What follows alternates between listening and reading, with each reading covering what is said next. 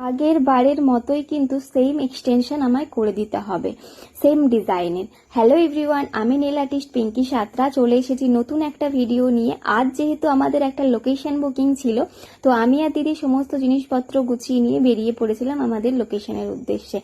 Bus stop থেকে নেমে কিছুটা হাঁটা পথ ছিল, হেঁটে পৌঁছে গেছিলাম আমার ক্লায়েন্টের বাড়িতে। দেখো কত আনন্দ হয়েছে।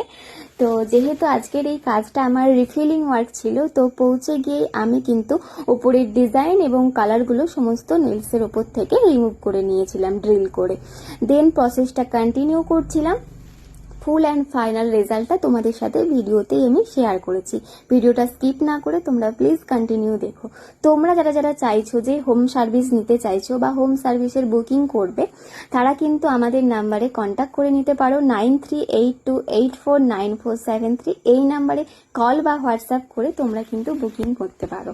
আর এটা ছিল ফুল অ্যান্ড ফাইনাল রেজাল্ট। তোমরা জানিও আমার এই কাজটা তোমাদের কেমন লেগেছে। তো তারপর আমরা কিন্তু বসে পড়েছিলাম তিনজনে একটু টিফিন করব, যেহেতু সন্ধে হয়ে গেছিল।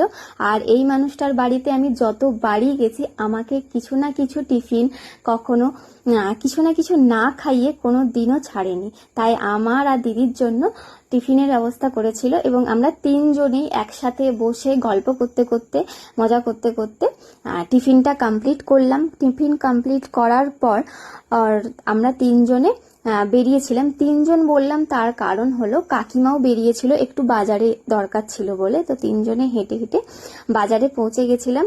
দেন বাজারে এসে বাসে প্রচন্ড ভিড় থাকায় আমি টোটো করেই মেছেদা পৌঁছেছিলাম।